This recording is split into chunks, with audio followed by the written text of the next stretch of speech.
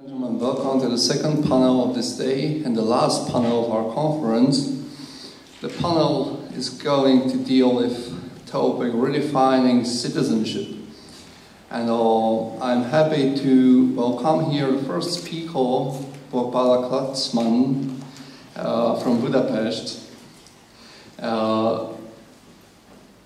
Boy received an MA degree in history in 2008 from Loyola University and an MA diploma in comparative history with a specialization in Jewish studies from Central European University in 2012.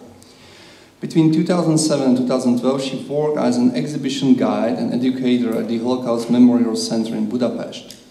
In cooperation with Professor Andrea Pötö, she organized 3 international conferences at the Central European University and Szabadkai University on gendered memories of war and Holocaust memorialization. And today she will speak about the topic of pure Christians versus working citizens of the democratic era, how the claimants of Jewish property perceive citizenship in Hungary. Thank you very much, and thank you for accepting my paper and inviting me to this conference and to my favorite city, Prague. So today I will talk about, based on letters written by claimants, how the argumentations changed during and after the Second World War in these claiming letters, and how the writers of these letters perceived citizenship and belonging to the nation.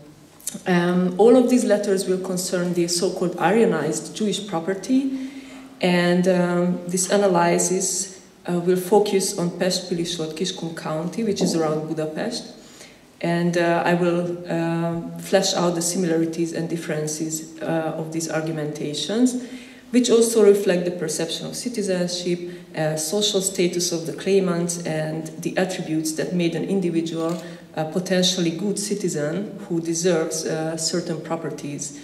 And from a broader perspective, these letters also mirror the change of systems in 1945. So this analysis is built, or I will use the theory of Rogers M. Smith, who identified the notion of citizenship and differentiated between 4 meanings. The first meaning is that citizen is a person with political rights to participate in self-governance, so he has the right to vote, hold office, participate in political debate, and he's an equal community member.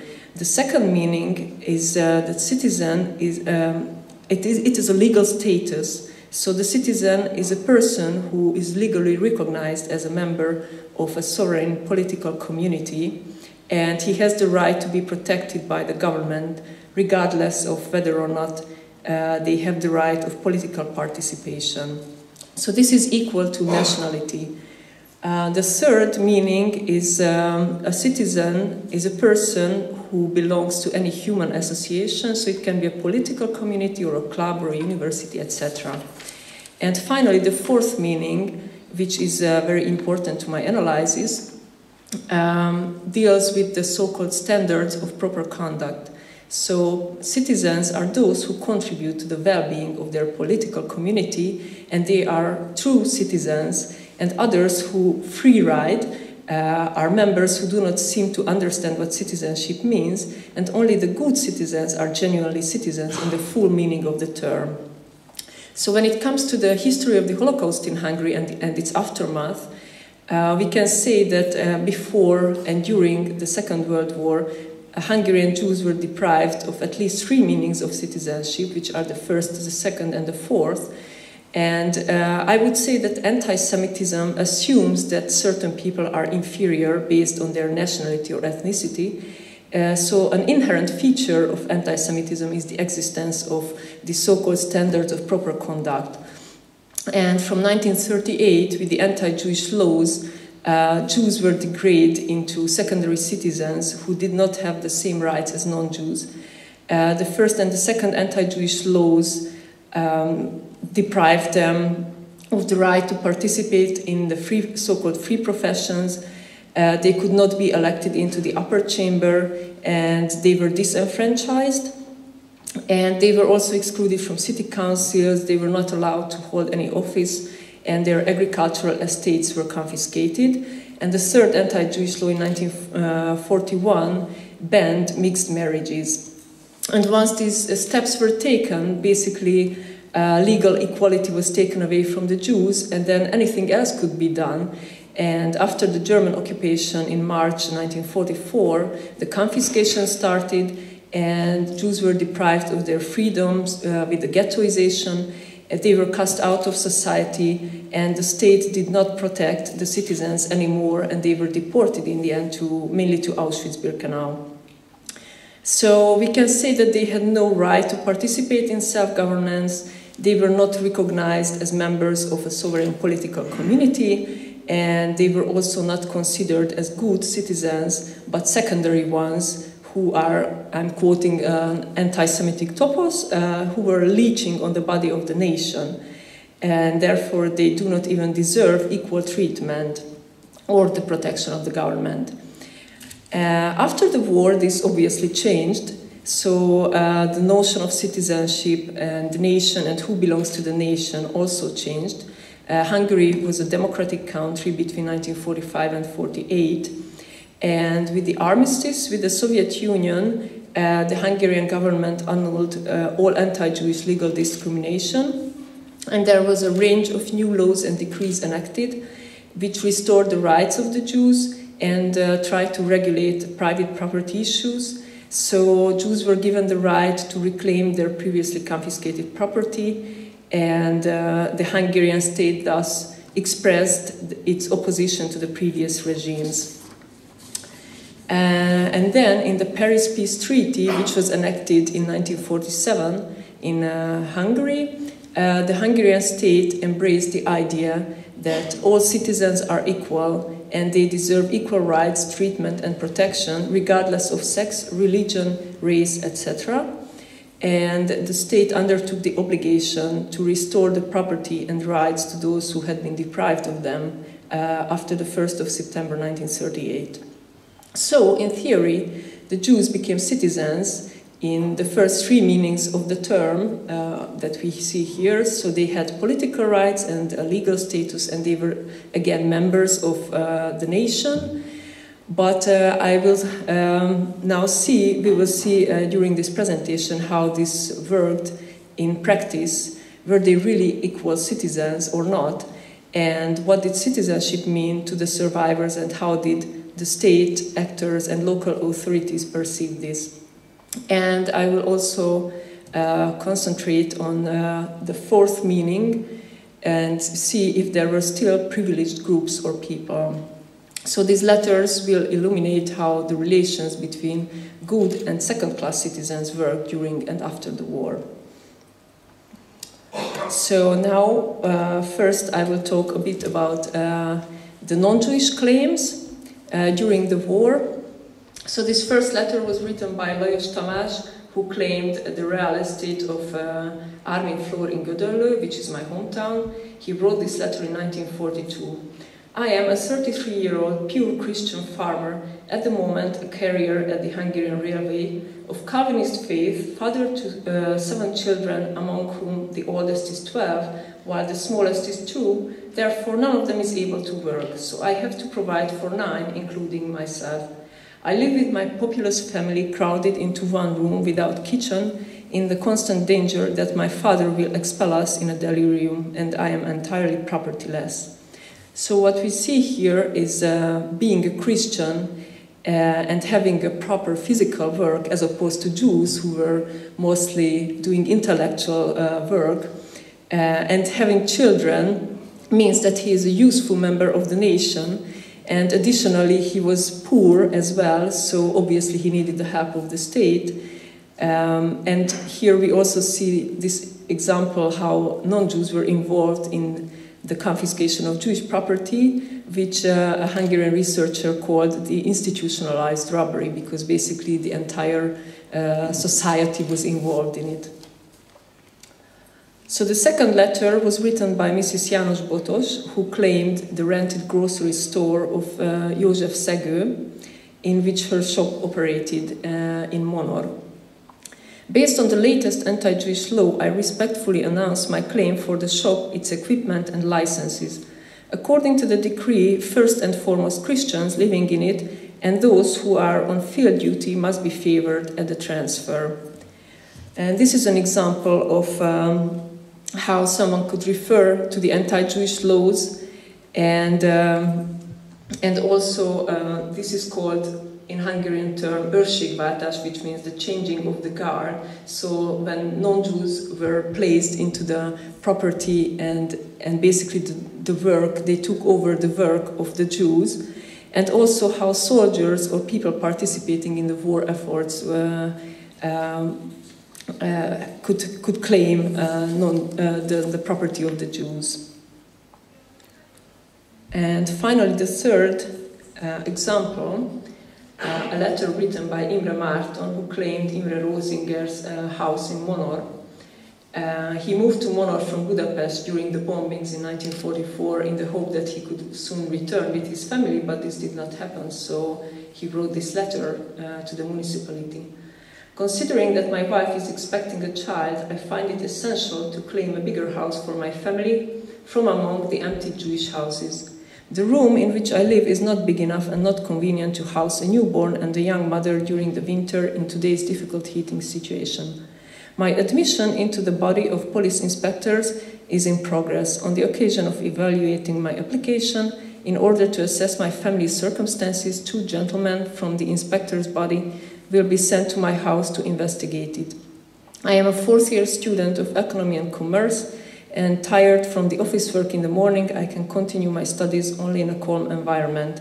I do not have the possibility for that in my current house. So again, a very interesting argumentation, I would say. Again, he's referring to having a family and the economic difficulties of the war.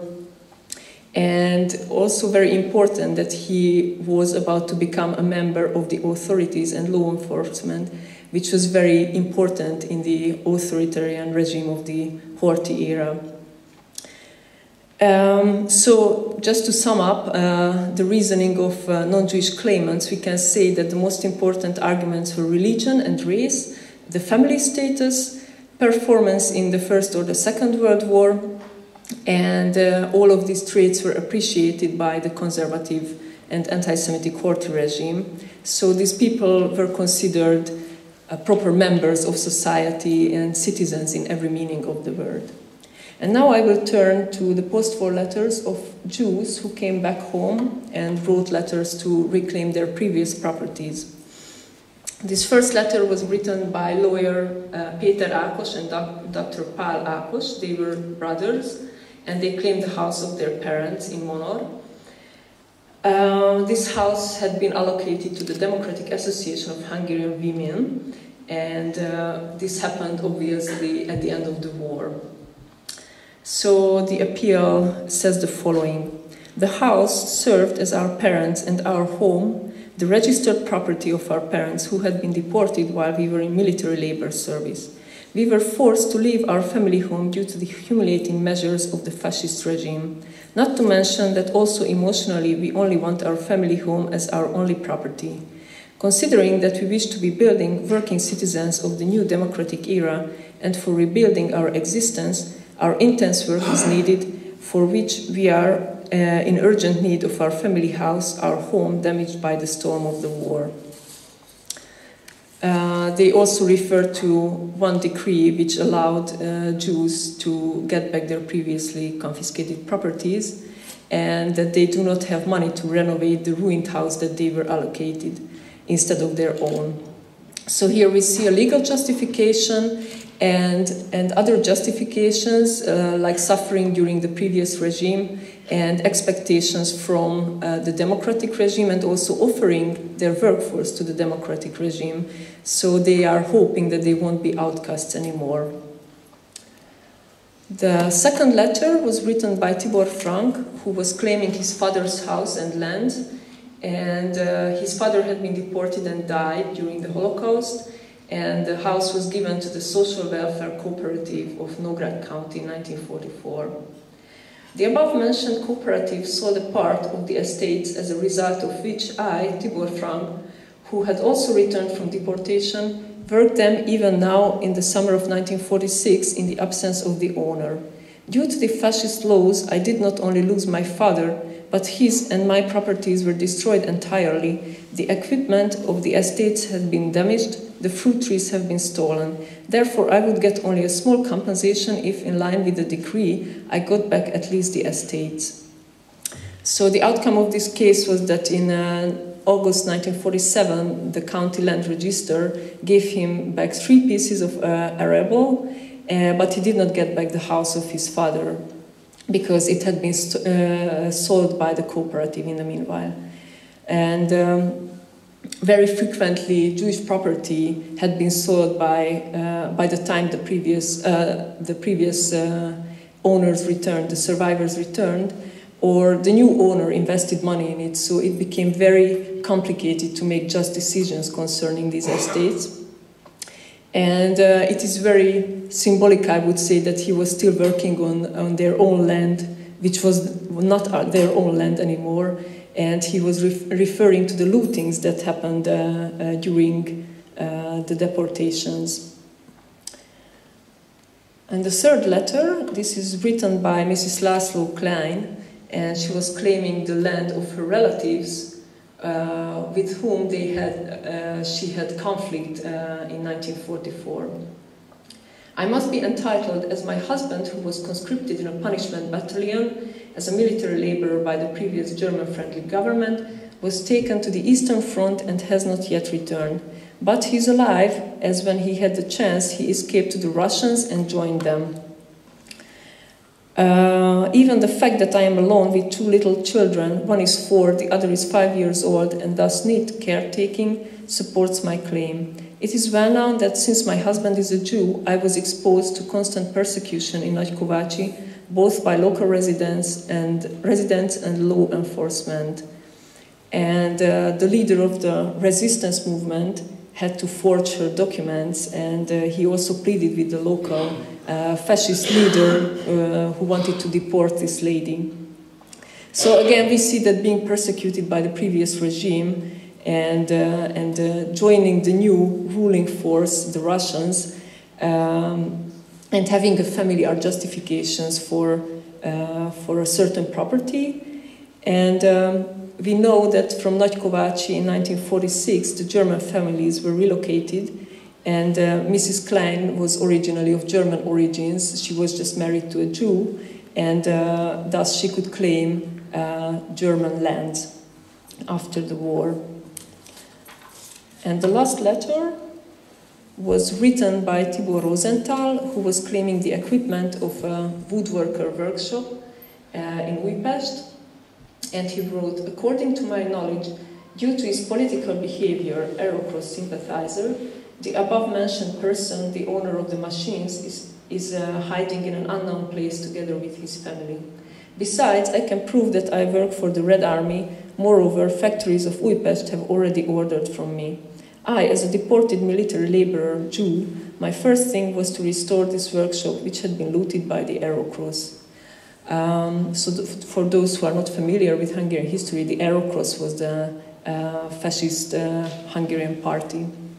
So again, we see that he was siding with the new power that was liberating Hungary, the Red Army, and he was trying to be a constructive and useful member of society, and therefore he felt that he can take over the property of people who served the previous regime, because they were unworthy of the new democratic system. And to sum up the Jewish claims, we can say that their justifications were mainly based on the new laws, the suffering during the persecution, as opposed to being an integral member of the democratic system. And they had high expectations from democracy, and they tried to offer their skills to it. Family also remained the reason, just like in the previous cases of the non-Jews. And there was this new item that they were supporting the Russians or the Red Army. And based on this, sometimes they even felt entitled to receive the property of Germans who were relocated from Hungary in 1946-47. And now I will talk just very briefly about the official opinion of Jewish organizations. I have to ask you to conclude. Yeah, I know. Who also tried to negotiate with the government to have restitution. They wanted the government to give back every confiscated Jewish property to the Jews, or if someone died and there was an heirless property, they wanted it to go to the Jewish organizations who would then use these properties to support poor Holocaust survivors. So I'm not going to read out these short excerpts, but these are from letters and memorandums which the Jewish organizations wrote to the government, and mainly they were referring to the new laws and to expectations from democracy. And I just wanted to read one more quote. This is from Új Élet, which means new life. It was the biggest Jewish newspaper, and in one of their articles they wrote, "This measure of the decree evokes legal complications because in the cases described in paragraph 3, it explicitly respects the measures of the fascist and Arrow-Cross authorities, thus granting such immunity and privilege to the lucky grantees, which is unknown to Hungarian law and civil law." So this refers to the confiscations and the Aryanization and the lack of restitution, and it depicts this as a long legal process, and thus Jews remained secondary citizens even after the war because they could not get back their properties. And now I will come to the conclusion. So we could see that these excerpts demonstrated a shift in the concept of citizenship and the argumentation of the claiming letters. So during the Horthy era, the non-Jewish claimants were integral members of society and the nation, and the homecoming Jews after the war, they felt like they had to point out and prove their willingness that they are to integrate into a democratic system and society. So the non-Jews were good citizens, and they understood the standards of proper conduct, and they had privileges that others didn't, namely non-Jews didn't, merely based on their ethnicity and religion, and some additional features like work and family. And the Jews often pointed to the contradiction between the previous fascist regime, which meant persecution for them, and the new democratic regime towards which they had high expectations, and they wanted restitution and the restoration of rights. They were trying to integrate into society, being normal citizens whose acceptance is expected from society and government alike. And I also have to add that restitution was only partially possible in Hungary due to economic reasons. So in the post-war period, the country was looted basically, and also political reasons. So the politicians were very much afraid that anti-Semitism would flare up if they gave back every Jewish property to the Jews. And social reasons, so the government didn't really have experience in such social problems as the mass of poor survivors without any property and family. So the system changed into a democracy in 1945, and the notion of citizenship and nation changed, and the attitude of citizens towards the state also changed. However, most Jews remained socially and economically disadvantaged, and they were not treated as equal citizens, as the measures of the previous regime remained in power when they did not get back their previously confiscated properties. Thank you for your attention.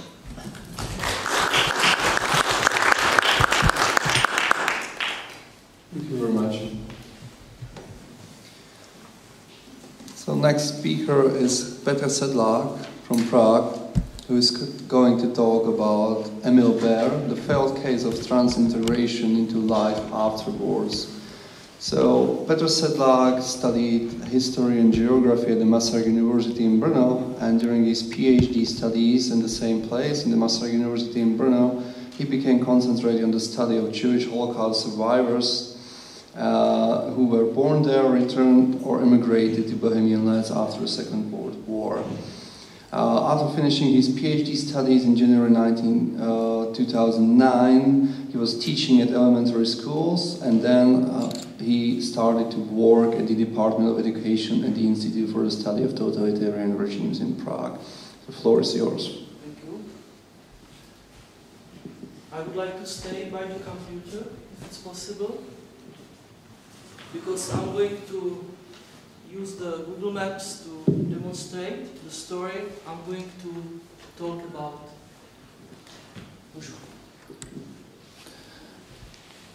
Okay, just a moment, please.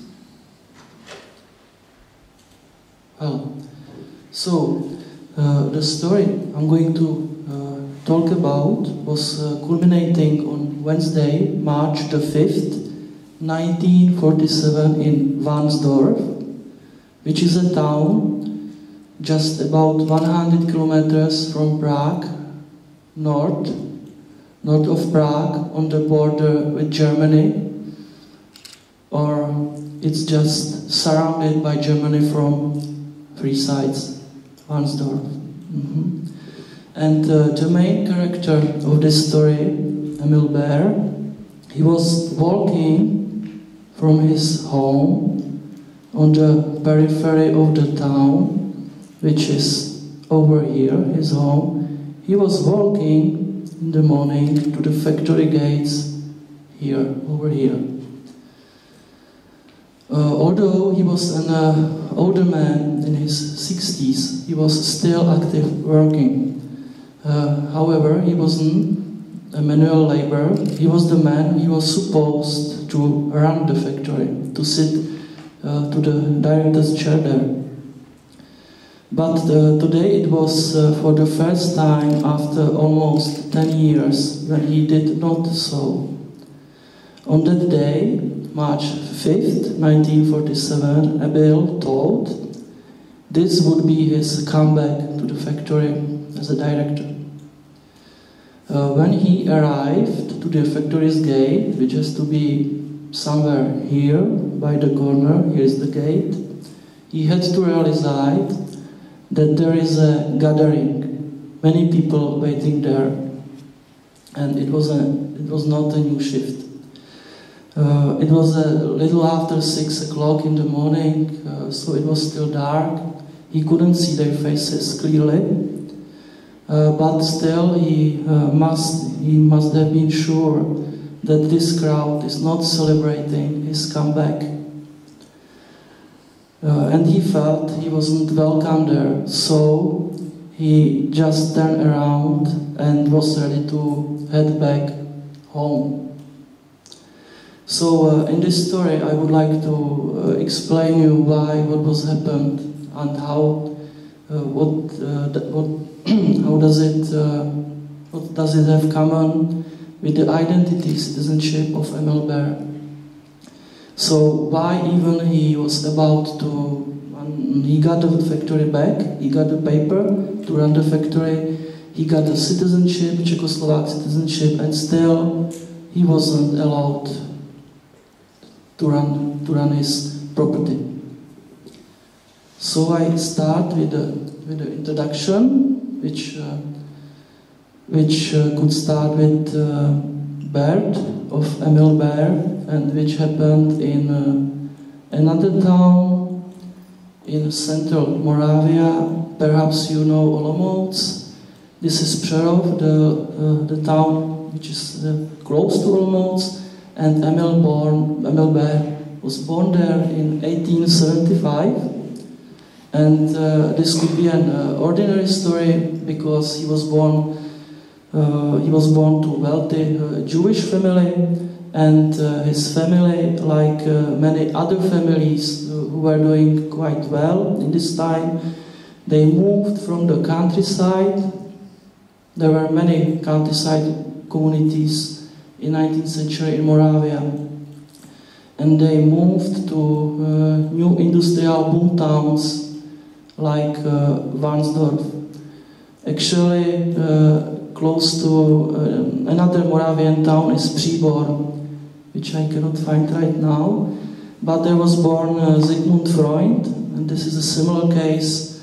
And he moved with his family to, of course, to Vienna. So Bear family moved to Varnsdorf, which was a boom town because of textile industry in the second half of 19th century, and this continues during the 20th century till the Great Depression. And Varnsdorf was quite known also as for one export article, which was the nylons, stockings, because there was a company, Kunert, which was the biggest, the largest producent of nylons in whole Europe. But the Bear family found this smaller factory in 1905. His father Julius bought the factory, and he did quite well and produced textile for export. They did well enough to be able to afford a luxury villa near the factory. This is the house where Bear was, the house the Bear left on that morning. Today it's a restaurant Fontana. If you don't mind, I can show some pictures how the villa looks. It's built in like this. So it's quite luxury villa not typical for this Sudetenland region. It's more craft and works, I guess, English style villa, or the mansion, I would say. But they moved in 1937, which was already clear that they would have to close the business because they were Jewish. And in October 1938, Varnsdorf became, as a part of Sudetenland, borderland, the part of Nazi Germany, with the Nuremberg law already in effect. So they had to decide what to do next. And to make this introduction short, the family sold the factory in time with the house and escaped to British exile. So now I'm leading to the plot of this story. The plot of the story starts with what happened after the war. As a Jew, Emil Bear had the right to ask for the restitution of his property. However, more complications appeared. First, the prior owners of the property were Germans because of Arization. The family Eichler who bought the factory and the house. Actually, the father and the son Eichler, they died in Russia as Wehrmacht soldiers, but the property was officially German. And therefore, it ended up in so-called national trust. And this national trust was directed by the personal driver of Bear prior to the war. He administered the national trust. Second, Emil Bear had to prove that he was a man fitting interests of re-established Czechoslovakia. He had to ask for affirmation of his Czechoslovak citizenship and had to prove that he fits to the new standards, national standards of citizenship. And the situation of German Jews, how we call them, in late 40s in Czechoslovakia was quite difficult because law didn't recognize them as neither Germans nor Czechs. It was because most of them, like Bear, claimed in the last pre-war census in 1930 Jewish nationality, which was possible in that day, but not after the war anymore. The victim of Nazi persecution had the right to Czech citizenship quite automatically, like victims of persecution, yet the Jewish people who survived the war in exile were not recognized as victims because they stayed safe in exile.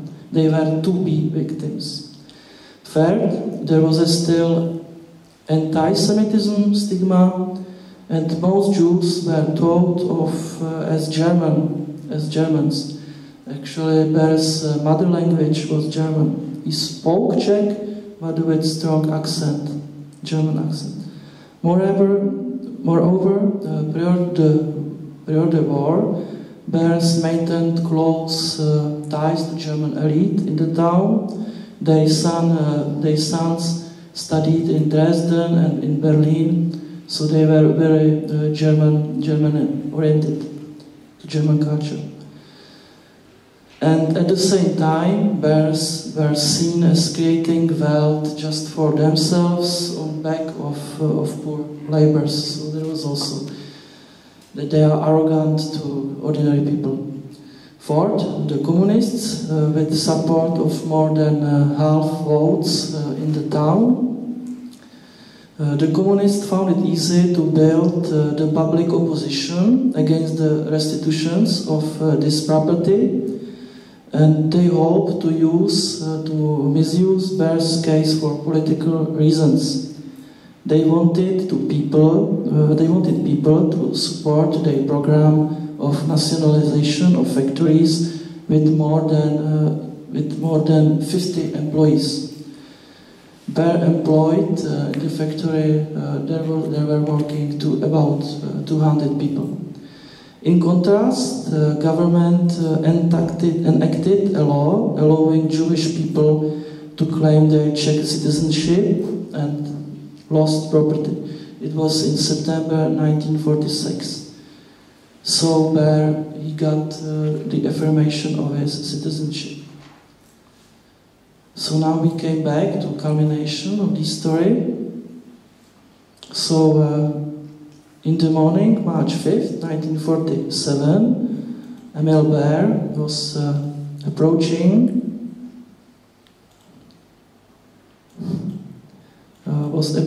the factory, and somewhere over here was the gathering, I thought. And he realized that, of course, he knew that communists created this opposition against the restitution, and he had to realize at the second that he's not welcomed there, and he had to fear about himself, of course, that the gathering, that the people crowd could act violently.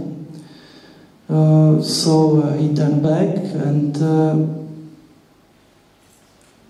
what actually happened as he turned around, we don't really know. There are more versions. One story says that two young men ran and Kober, and they drag him back to the plant gate and confront him with the crowd. Supposedly, one of the bystanders grabbed by his neck and shouted into his face. But there is another story which says that other workers' trusting their character, that it's nothing personal. They defend him and they send him back to the mansion. So he was back in his house. Actually, the house was also not him. The house wasn't already returned to his family.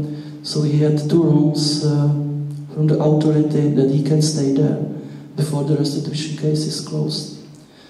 In any case, he returned unharmed back into his mansion, but at the dawn of this day, police came to this house and arrested him with an excuse of ensuring his physical safety.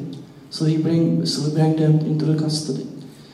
He was released after the dusk in the late night of this day, and in the meantime, while he was in the custody, communists organized a strike in this factory, as well as in the whole town and the surrounding county. The small gathering at the plant that morning has grown into a mass, approaching 10,000 people in the main square of the town. Yesterday I put some pictures, the only pictures we have from this demonstration. I put them to this owner of the factory today, nowadays, which is a manufacturer of these houses. The factory was closed after in 90s because textile was not. They couldn't compete China's production of textiles, so the factory was closed in 90s. And after 15 years, they start to make the houses there. And yeah, here is the picture from the town square. So about 10,000 people gathered at the town square. This is the gate to the factory, the place of confrontation with Bear. The people, you can see still the very German character of the town. The restaurant at this time already called Stalingrad. So this is the people who came to the town square. You can see that they are not very angry, revolutionary angry or something, but they came voluntarily in most cases. But what's important to say, multiple cases of violence across the city were recorded that day. So this is the end of this story. It's obvious that identity matter in post-war Czechoslovakia did matter significantly and could impact lives of the people. Once Bear was labeled as German and as arrogant to ordinary people, he had no chance to claim back his property successfully. Commonly, identity was abused for political gain, which fit to Zygmunt Bauman's theory of more levels of anti-Semitism. That it's on the first stage. It couldn't be. It's like a subjective feeling, hateness, but the true anti-Semitism becomes with when this stigma is used as a political tool, instrumentalization. So the communists instrumentalize anti-Semitism feelings among the people, but they had nothing against Jews and Bear personally. Their ultimate goal was to use Bear's case to push forward collectivization agenda. Similarly, there was another case of a Holocaust survivor at the town, Mr. Langer, and because he did not claim his property back, his case was highlighted by communists as one to be followed. Bear knew that this official policy was quite simple at this time. He knew very well that German Jews must integrate into the Czech society if they want to stay at the Republic. Therefore, they could not own significant property and act as Germans anymore. In fact, Bear, because he knew that very well, he portrayed himself as Czechoslovak and even socialists after the war. But at the same time, he wanted his property back. So, in any case, he must have realized, Emil Bear, that he would come back from British exile to a place that would have changed once forever. Nearly entire Jewish community in the town perished in Holocaust or stayed in exile, and the Germans were forced to leave in 1945 and 46 to leave the town. So the character of the town has changed. Only the German name of the town prevails to nowadays, to today, still. So I have the last paper, which I can find. So we're here, aftermath. It's very short. Perhaps you are interested what happened with Bear in February 1948 when with a communist coup. So it could be an ordinary story again, because he was just expelled from Ransdorf. He had to move to Prague, and later this year he left for British exile once again and died in London 1951. Just the last remark, how communists, what they did. His lawyer was ordered as forced. He was ordered as forced labor into this factory. Thanks a lot for your attention. Thank you very much for this very interesting case study. And right now we have the last contribution at our conference from Peter Thaler. So, Peter Thaler is Associate Professor of History at the University of Southern Denmark. He holds a PhD in History and a PhD in Scandinavian Studies from the University of Minnesota, as well as a Doctorate of Law from the University of Vienna. His central publications on national and ethnic identities include Of Mind and Matter, The Duality of National Identity in the German-Danish Borderlands, published in 2001, The Ambivalence of Identity, The Austrian Experience of Nation Building in a Modern Society, published also in 2001, and Norwegian Minds, American Dreams, Ethnic Activism Among Norwegian American Intellectuals, published in 1998. And at our conference, Peter Thaler is going to talk about the post-war treatment of the German minority in Denmark. Please. Yes, welcome. I have the debatable honor to present the last paper of this conference, but it looks like most people are still fairly awake. So I'll get right to it. After the German surrender in May 1945, many German minorities faced an existential crisis. The aggressive policies of the Third Reich came back to haunt them. Most dramatic were the consequences in Poland and Czechoslovakia and Yugoslavia. Their remaining German populations were largely deported. The small German minority of 30,000 North Schleswigers offers an interesting comparison. Their home country of Denmark had been under German occupation.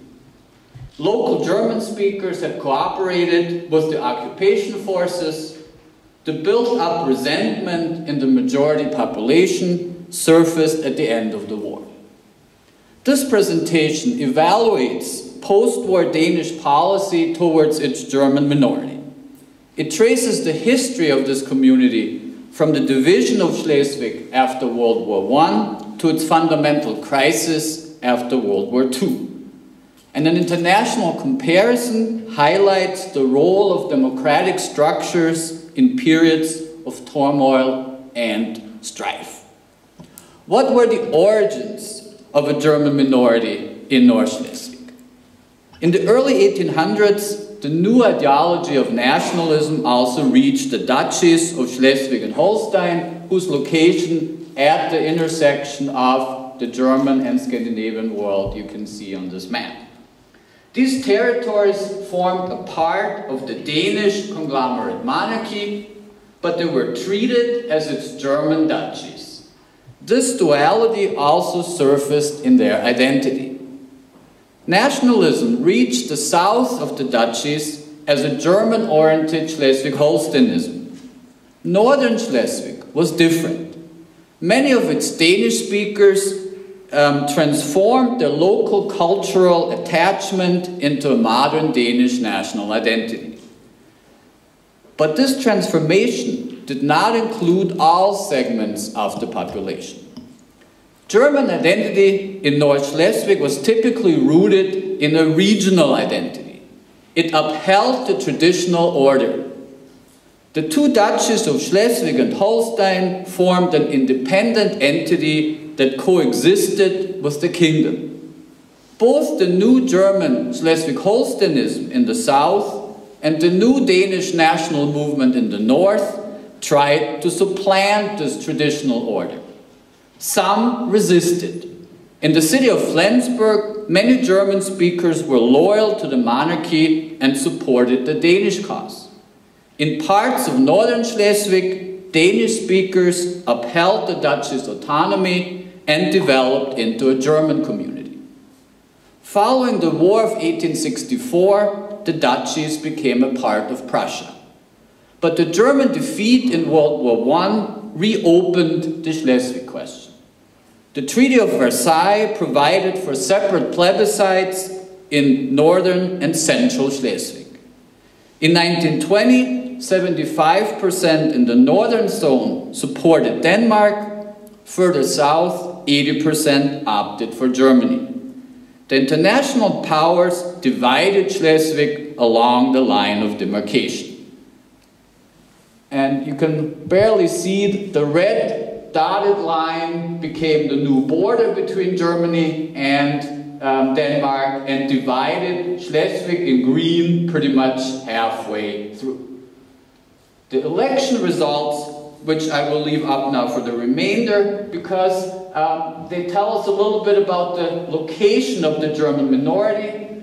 Here you see the two zones. You see Danish votes in blue, German votes in reddish tones. The darker, the higher the majorities. And the new border in black. Oops.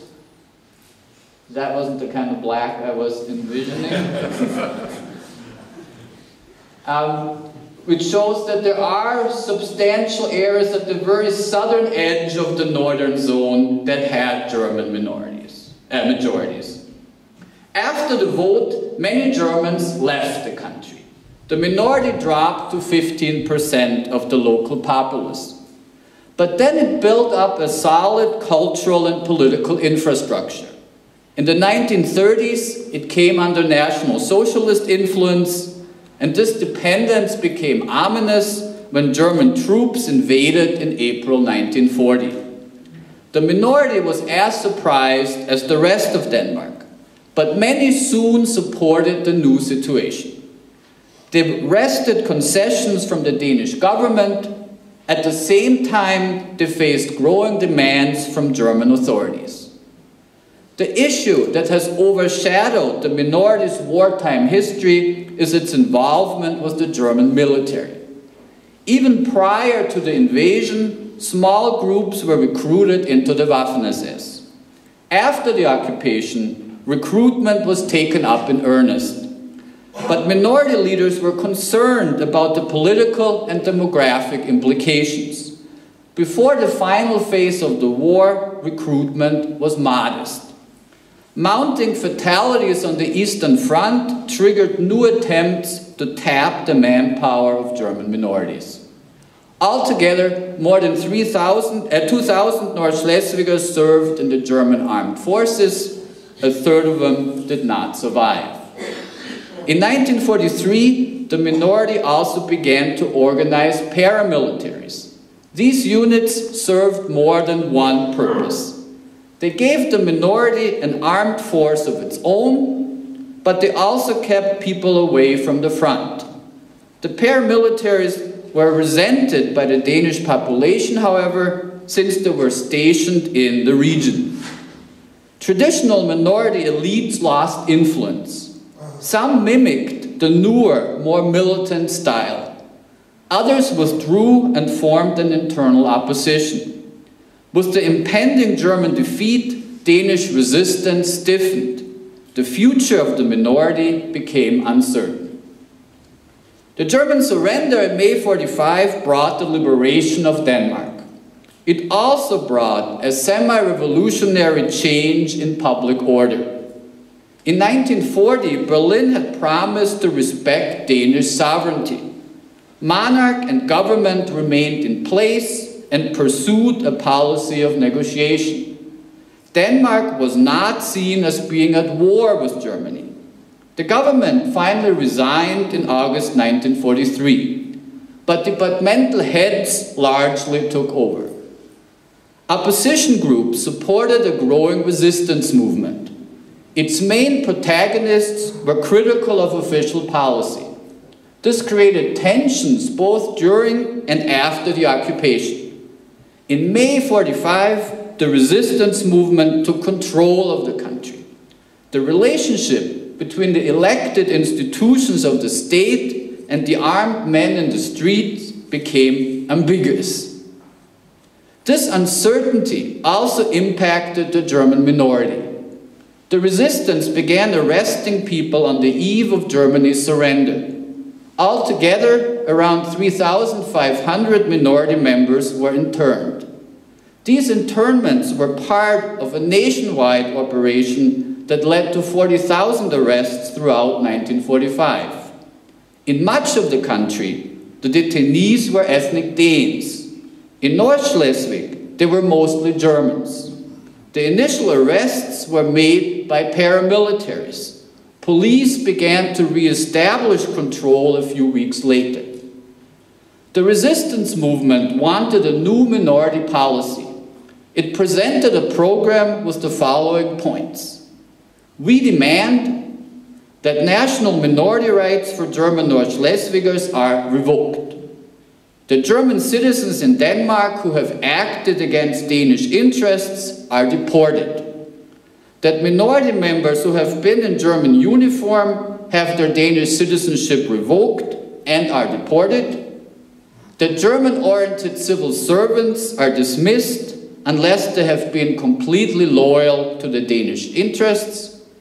That the Nazi party in Germany, the German Nazi party in Denmark is dissolved and its assets confiscated. That German communal institutions are taken over by the Danish state, and that foreign citizens and institutions must not hold property in South Jutland. This program gained a lot of attention. Mass meetings passed declarations in its support. In nationally contested Tønder County, the resistance movement assembled 5,000 people. Almost all backed the program. Resistance leaders renewed their call for deportations, but moderate politicians and administrators rejected such sweeping demands. In the end, deportations were limited to German citizens. The living conditions of the minority were uncertain, however. Outright violence remained the exception, but it was not absent. The disorderly arrests of the early post-war days were often accompanied by abuse. German properties were targeted in a series of bombings. Historic war monuments were smashed or torn down. Most dramatic were the attacks on two region-wide symbols of German presence. The Knivsberg mountain was adorned with a 50-meter-high Bismarck Tower. It had long served as a gathering point for German activists. It took two major bombings in the fall of 1945 to destroy the massive boulder structure. The printing press of the German newspaper went up in flames as well. In spite of the scale of these attacks, which required dozens of participants, no arrests were made. Notwithstanding their public impact, these sensational events had not cost human lives. This changed in 1948. By that time, the minority had resurfaced in the public. This provoked locals who had expected its imminent demise.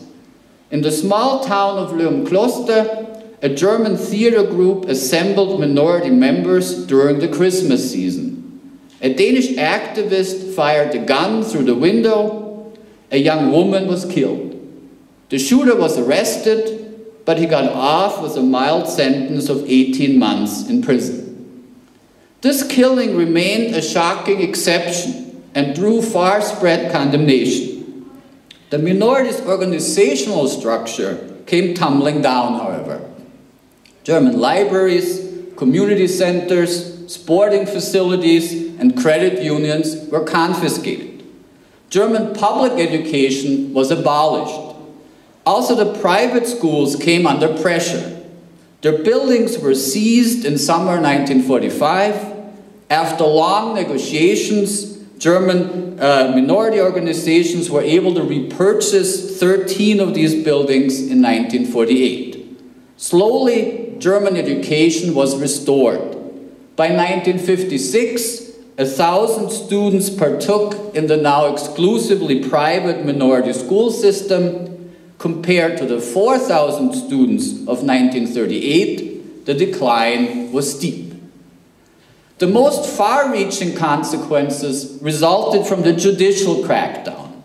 As early as 1943, the resistance planned a post-war reckoning. It demanded severe punishment of all political, military, intellectual, and economic support of the German enemy. Existing laws could not accomplish this goal. Therefore, the Freedom Council supported retroactive legislation. In spite of its strong position at the end of the war, the resistance could not unilaterally impose its will. The political parties had gained a mandate in the free elections of 1943. Therefore, the legal measures against collaboration were a compromise. The resistance demanded swift action to forestall public unrest. Parliament complied. Both the criminal and the procedural code were amended in June 1945. New sanctions for treason and other conduct detrimental to the country were added. The treatment of the German minority was incorporated into a nationwide process. This became its distinguishing feature. Support for the occupants was also an issue in post-war Czechoslovakia or Poland, but the balance differed. In East Central Europe, the German question overshadowed native collaboration. In Denmark, the small German minority was hit especially hard by post-war reprisals, but it was only one facet in a much larger process. The legal system did not treat North Schleswigers collectively as members of a disloyal minority. It treated them as individual Danish citizens who had violated their civic obligations. This approach was not uncontroversial. The resistance described the minority as unreliable and demanded deportations. A number of political leaders, in contrast, saw the minority situation as unique. The original draft bill allowed reduced sentences for minority members. Their connection to the German people could be seen as a mitigating factor. The final bill, however, no longer contained this exemption. For better or worse, minority members were treated as Danish citizens who had supported a foreign power. Around 3,000 minority members were ultimately sentenced. Most of them had served in German military and paramilitary formations. Around 1,300 received prison terms between 1 and 2 years. 800 sentences lay below this range, a similar number above.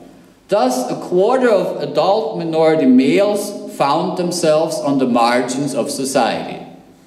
By the time the legal process had run its course, the mood of the country had changed. By 1950, the last minority members sentenced for purely political offenses had been released.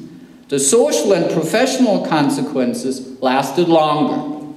The divide between the national communities ran deep.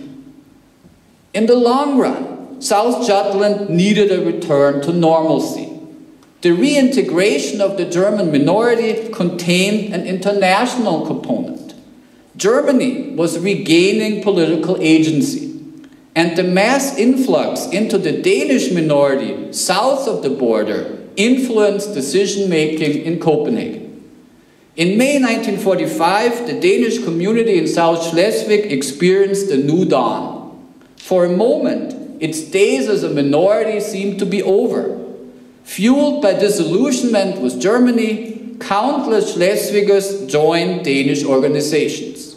In a number of communities, Danish parties assumed power. By 1946, membership in Danish groups had grown from 3,000 to 10,000. Within a few years, it had multiplied to 70,000. When the region remained a part of Germany, support for the Danish movement waned. Nonetheless, the Danish minority remained stronger than in the interwar era. This created incentives for cross-border negotiations. Copenhagen rejected an international minority treaty, but in 1955, parallel declarations by the German and Danish governments assured minority protections. They also reflected the normalization of German-Danish relations. After all, the Federal Republic of Germany was about to enter NATO. With the fading of wartime tensions, both minorities were able to consolidate their status. Generous subsidies created a blooming social and cultural infrastructure. The German minority largely withdrew into its institutions, however. From the public eye, it has widely disappeared. What can we learn from these findings? In 1945, German borders were in flux. This affected political boundaries, but it also affected personal lives. In many parts of Europe, Germans had to leave their homes. In others, they were allowed to remain, but were held accountable for their wartime stance. Experiences varied, but they remained interconnected. The long treks of refugees from the German East were monitored throughout the continent. Their images also reached Denmark. The Danish government reassessed its minority policy. The outcome was open. Some groups wanted to use the international situation to solve the German minority question once and for all. The resistance demanded an end to minority protections and promoted mass expulsions. But other political actors tried to set Denmark apart from international currents. They saw developments in Poland and Czechoslovakia as examples to be avoided. Also, retrospective Danish assessments remained tied to comparisons. Many acknowledged that there had been excesses, but they quickly added that other countries had acted much worse. As a consequence, majority and minority often talked past each other. Minority members withdrew into the inner immigration of their institutions. There, they remembered the injustices of retroactive criminalization and forgot how they had provoked these reactions. Danish society, in turn, took comfort from international comparisons. It saw no need to examine its post-war history on its own terms. The experience of the German minority in Denmark highlights the significance of democratic structures in times of crisis. Calls for expulsion were common. The potential for violence was palpable. It served as justification for mass arrests and controversial legislation. But a democratic consensus also fostered public criticism of these measures and moderated their lasting consequences. Unlike in many other parts of Europe, the German minority was able to recover. Within a few years, social and cultural associations were re-established. In spite of opposing voices, the Danish government treated the minority question as individual in nature. It rejected calls for collective punishment and mass deportations. But it also refused to treat loyalty conflicts as a mitigating factor. Whether this resolution leaves a glass half full or half empty remains in the eyes of the beholder. Thank you.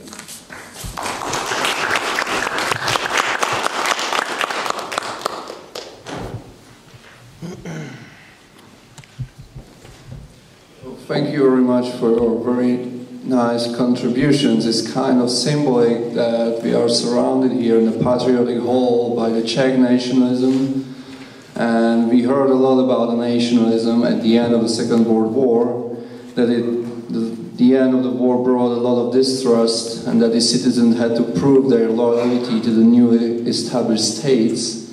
And we got here like people speaking about Jews that had to prove that they are loyal to the new democracies, about the Jews that were perceived as Germans in the Czechoslovakia after the end of the war. And then we got also the example of treating of the German minority in a totally different way. So right now, because the participants of this panel are taking much more for speaking, that they were shortening the discussion, right now we have half an hour for discussion, so I open the poll for your questions. Okay, first, second, third, fourth, fifth. Okay, so first bar. I'm a loud voice. It's okay. Well, one question concerning Denmark. As we know, most of the Danish Jews managed to escape to Sweden in 1943. And as far as I remember, some of them would have defined themselves as German Jews. Yeah. What was the legal status of Jews after 1945 in Denmark?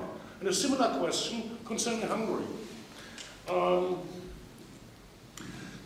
I mean, I find it absolutely convincing what you said, yeah? But perhaps you could say a bit more about agency. Who set the legal frame for that differences? Was there any public debate about that, or parliamentary, or public debate in the newspapers about it, or was it simply the bureaucracy which decided in one way or the other?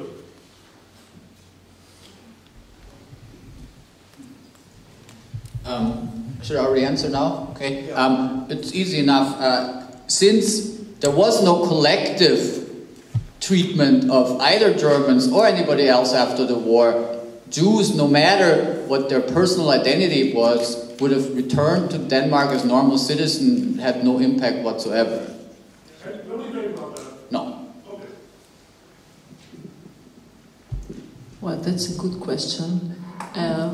And the answer is quite complex, because obviously the laws were passed by the government, but most of the laws were interpreted on a local level. So these Jews and non-Jews who claimed Jewish property often acted in a field which was defined on a micro level and a macro level, both by the government and the local actors, and of course they themselves. So it was very much dependent on a local level as well. And well, basically the laws were there, but then it all depended on the local actors. The Hungarian Holocaust is a very good example about how these things work, because sometimes the local authorities could be benevolent towards the Jews, so they didn't want to exclude them, they didn't want to deport them, but they had to do something because there were the laws, and sometimes they managed to not to establish a ghetto because they found a loophole in the law. So it always depended mostly on the local actors. Thank you. Thank you. My name is Peter Brooke. I have a question concerning the nature of democracy, especially in Hungary and Czechoslovakia in the time under review. It seemed to me that Petr Sedlák and Barbara Klatschmann were implying that the regimes of those two countries were democratic up until 1948. Now, I have some doubts about that. Generally, it is assumed that, or accepted that Hungary became fully dominated by communists by 1947 with the communist campaign against the small Farmers' Party. And Czechoslovakia's democracy between 1945 and 48 had many faults. And one could also claim that it was a limited democracy. If you apply it to the conflict that was the subject of Petr Sedlák's contribution, one could frame it as a conflict between communists and non-communists. If one wants to personalize it, one could say that it was a conflict between President Beneš, the leader of the non-communist parties and non-communist part of the society, the leader in exile who had returned to Czechoslovakia on the one hand, and Antonín Zápotocký, the leader of the communist trade unions, on the other. And that was an element, by the way, that I found missing in Petr Sedlák's exploration of the conflict in Varnsdorf. This conflict that seemed to us, or in his rendition, as a rather local conflict, was a general conflict. It was paralleled by an intense campaign in the communist and communist-dominated media against Emil Baer, and the case of Emil Baer was brought to the attention of President Beneš, but he found himself in a position where he could not help.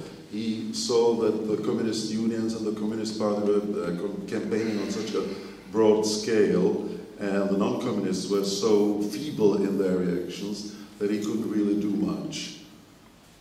I think also the contrast to Denmark is very instructive, as Peter Thaler said, the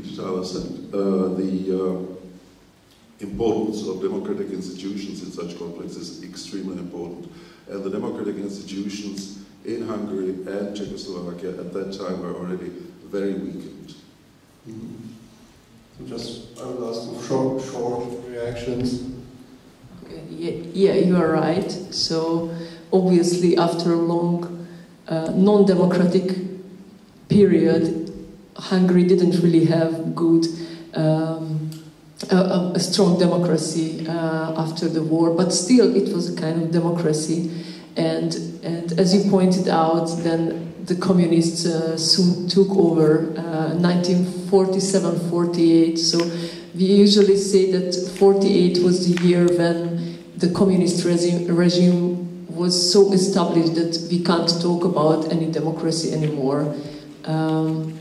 Yeah, so it was limited, and I tried to also point it out through these letters that even the democratic period had its shortcomings in terms of, for instance, the restoration of confiscated Jewish property. Thanks for the comment. I had to simplify the story, and thanks for reminding the so-called Varnsdorf affair is really it was a big history, big part of the fight between communists and non-communists before the coup 1948. Actually, the demonstration, the 10,000 people, it was the biggest demonstration between the end of the war and February 1948. Yes, it was. There was lots of voices and reactions in newspapers, in media, and which is also the reason why I can reconstruct the story quite into the details, because the government, which was united from 4 parties which were allowed to exist, Communists, Social Democrats, National Democrats, and Christian Party. So they were about to find some compromise, so they sent investigation committee in Varnsdorf, and they had interviewed 40 people, so we can study the case out of the 100 papers of recorded witnesses with these people. What I find important to remark, just the last thing, and what is important to Baer's identity is that the non-communist parties in Varnsdorf and on the whole republic scale, they didn't really back Baer as a citizen, and they shared feelings with communists that he should not be given his property back.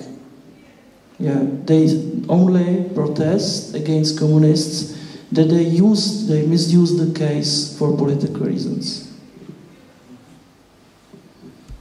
Do you have a follow-up for Baer or another question? Because there were some people before you. Okay, so please, Professor Narmark. No, No. it doesn't matter. Go ahead. Thank you. Thank you for the panel. Very interesting again. I have a couple of sort of specific questions of Bovala. First, I mean, correct me if I'm wrong, but I thought there were different sort of classifications of Jews during the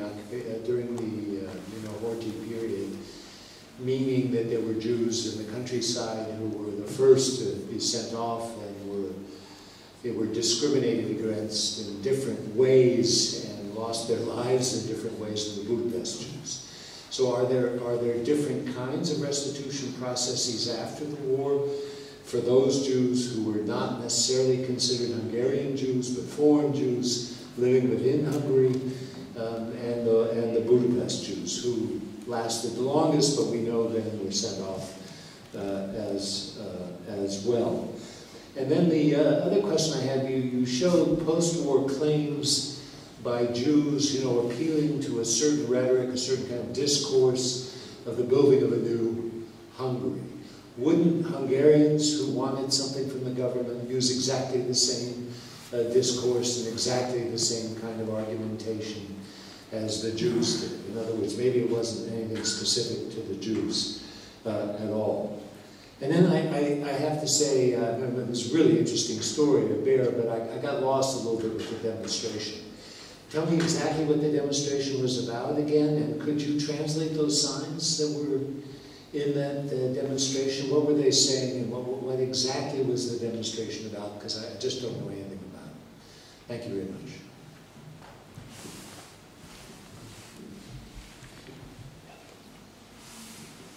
Maybe we can add questions. Two questions from Mrs. Blackman. The first is, who decided at the local level? Who composed the organs? Which were the organs that decided to whom Jewish property would be restricted?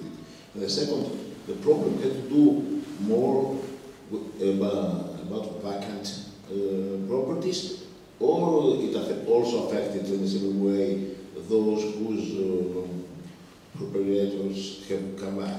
I mean, if a Jew asked for his own property, he was given it in a more or less automatic way, or it could be also given to another one. And for Mr. Sedlak, you mentioned that this afternoon there was various kinds of violence in that city.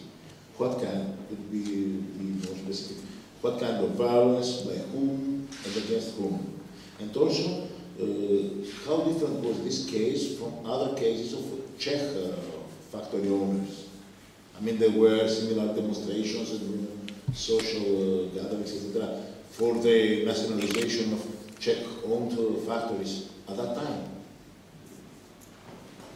Thank you. Okay, that's a lot of questions.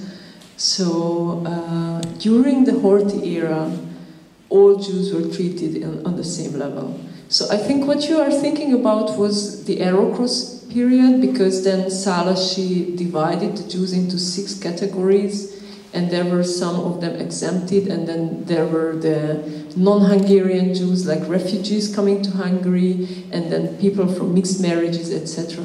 But during the Horthy era, only the Jews living in mixed marriages could be somehow exempted.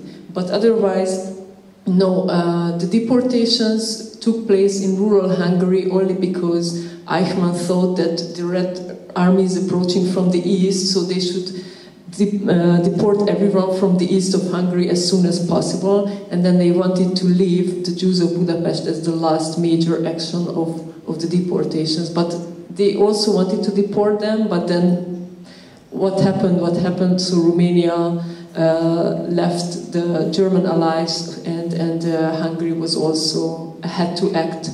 So they didn't deport the Jews of Budapest in the end.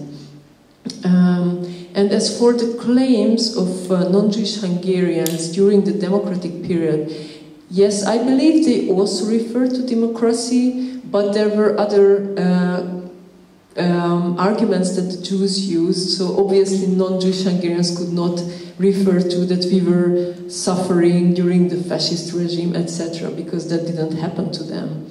So in this respect, it was a bit different.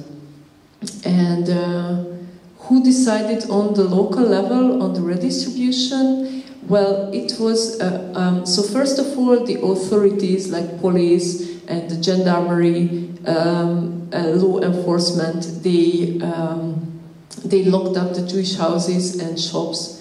And then together with the municipality and there was a so-called financial, central financial, I don't even know how to call it, office, which also had local representatives. They together decided on they made it known to the locals that they will redistribute this or this house and these or these properties, and then people could claim them. And that's how I can find these claiming letters in the archives. And then they decided to whom they want to give these properties. And your last question, if someone asked for his own property and whether they were given that or not. So I mentioned one example like this, the Ákos brothers, who asked for their own house, and then in the meanwhile it was redistributed to the Democratic Association of Hungarian Women, who even wrote a letter to the Ákos brothers saying that we are doing such extensive democratic work which is very important to Hungary, and please ask for another house. So then they wrote another letter saying that we do want this house because this is our parents' house. It is our right to have that house. So no, sometimes they didn't get it back. Sometimes they were allocated another house, and like these brothers, for instance, they got a ruined or bombed house which they couldn't renovate because obviously they didn't have any money left after the war. Thanks for your questions.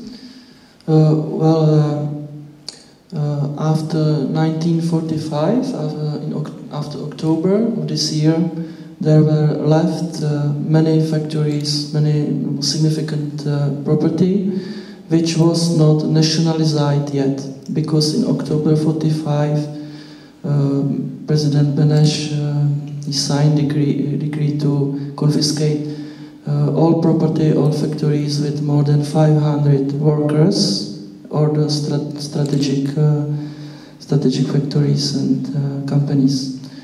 So the communists, they wanted to push their nationalization agenda to confiscate everything which is between 50 employees and 500 employees. And it was called the so-called rest confiscates, and this was the property which belonged to Germans, or was a case of restitution. It was the case of Bears factory. So they wanted to mobilize people to show that the public support communists in this agenda. Or better said, trade unions, because communists, smart propagandists, they cover behind the trade unions, but actually they're communists. So this is why they use it. And the violence, it was March 47, so it was nothing so serious as the years before. But we have records that the workers from one factory, which were organized by the unions, they had cars, and they were driving around the town to mobilize the people that they really come to this demonstration. And when somebody refused, which were maybe 10 cases, they could be beaten and so up with the sticks. And also the lawyer of Bear, his office was looted. So this was the violence. What did the sign say? The signs, excuse me. It says, away with the new fifth column. Like the fifth column meant that Baer was recognized as the German who could serve as per the war, as the one who is danger for the new Czech borderland. Which is the we refuse rest confiscated in our working borderland. Yeah. I hope that answered well enough. Another question over there.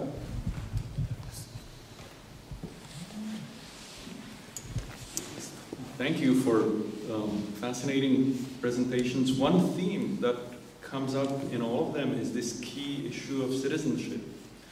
And I don't know what the situation was in Hungary, but I think you're absolutely on the right track to look at the various definitions. Sometime beginning in the 19th century, there was a move to unique citizenship. And in fact, in Czech law, a dual citizenship was excluded except in cases where it couldn't be avoided, like in a mixed marriage or special situations. But there was an attempt to, there was a political use of citizenship in defining them as opposed to us, defining those who had the right to claim restituted property and those who didn't. And that continued till the present day. So my question is, did Hungary allow or recognize dual citizenship? Could you be a Hungarian and a German at the same time? Or was the notion used to exclude those who didn't belong to the true nation, were either to be denied property or were to be expelled? Because the case-by-case approach in Denmark, seems very humane and very appropriate at the micro level. But certainly the collective guilt which was pursued through the Beneš decrees, confiscation without any compensation, strikes us today as being very brutal. And I just wonder whether the political use of citizenship is really at the heart of the matter.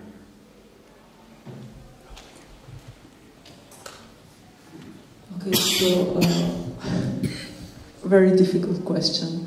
So basically the Jews had the right for restitution, but they weren't restituted at all. They didn't really get back most of their properties, and even after the war there were national and international Jewish aid organizations which helped them.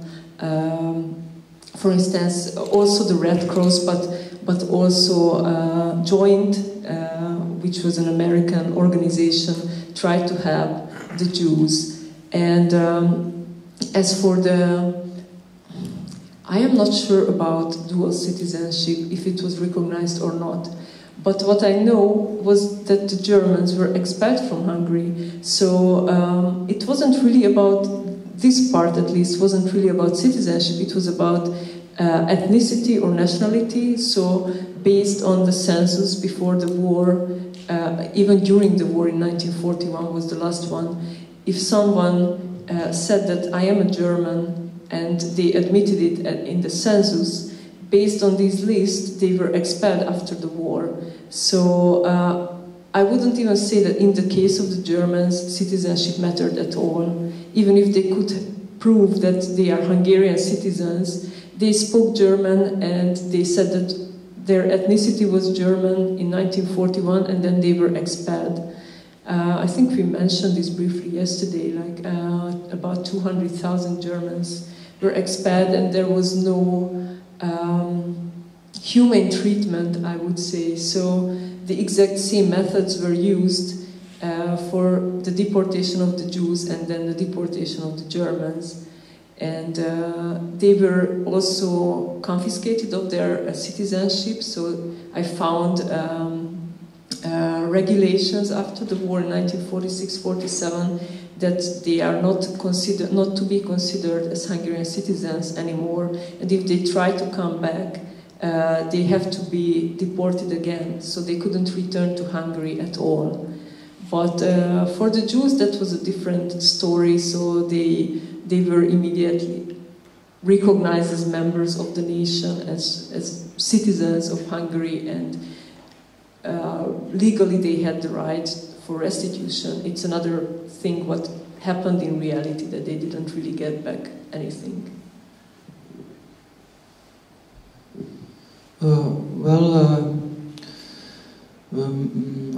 I don't really know what should I add to tell more. Maybe I would say one more thing to demonstrate how the situation in post-war Varnsdorf was.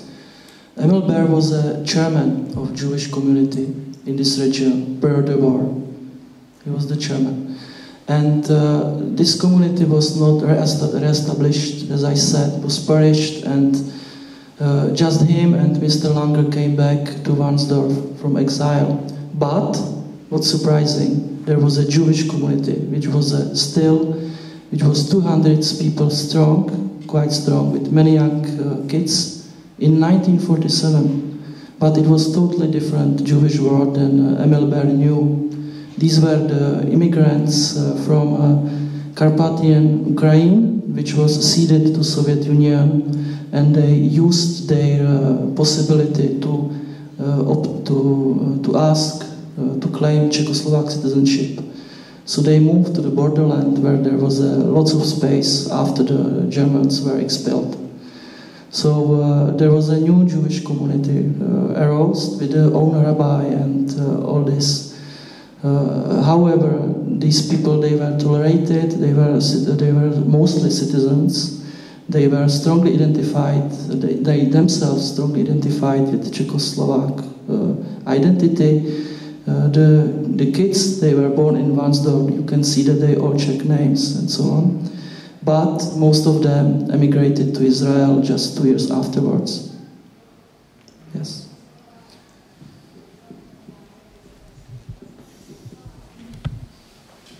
So we still have time for last question, I guess.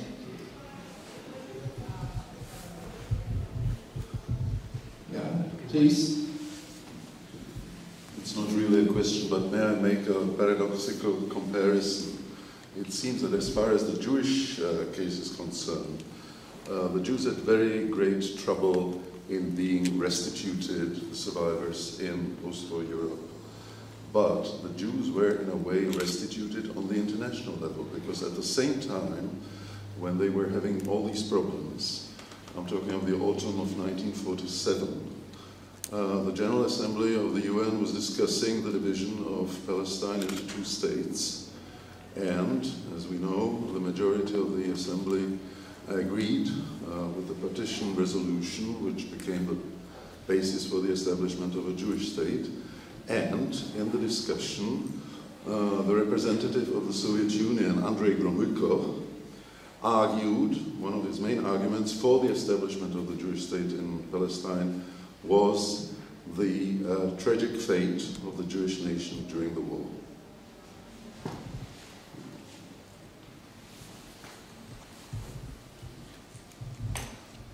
Okay, so seems to be without reaction from our participants. So maybe I have just a very short question for Peter Thaler.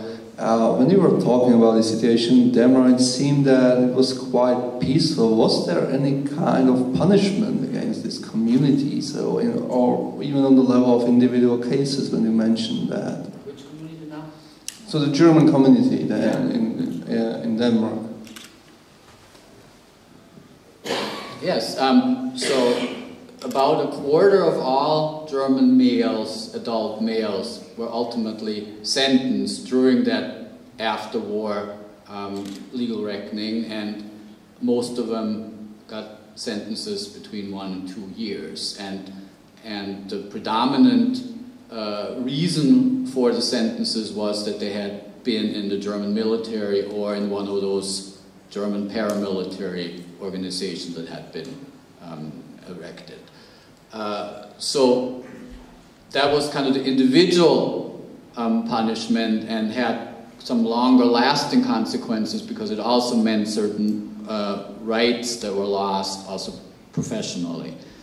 Now, as a community, the German minority lost in the beginning almost all of its institutions.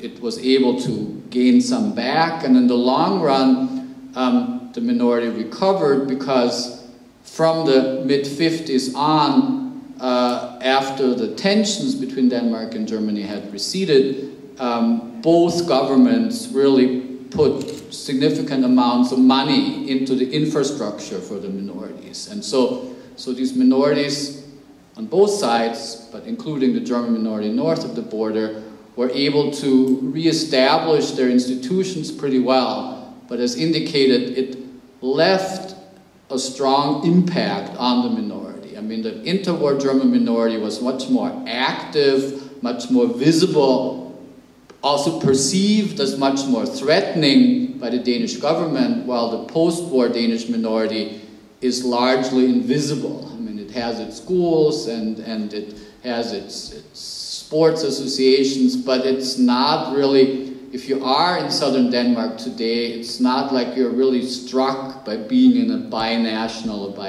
bi-cultural area, which also has to do with, but that's a thing that I didn't want to get into, that both minorities, both the German minority in Denmark and the Danish minority in Germany, really used the state language as their main means of communications. They know the other language too, but it's not language that's really the decisive factor for minority affiliation.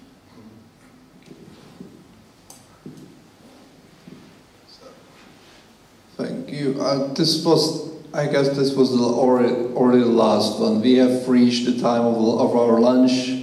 I guess that we have to gain some more energy for the final discussion. So thank you very much.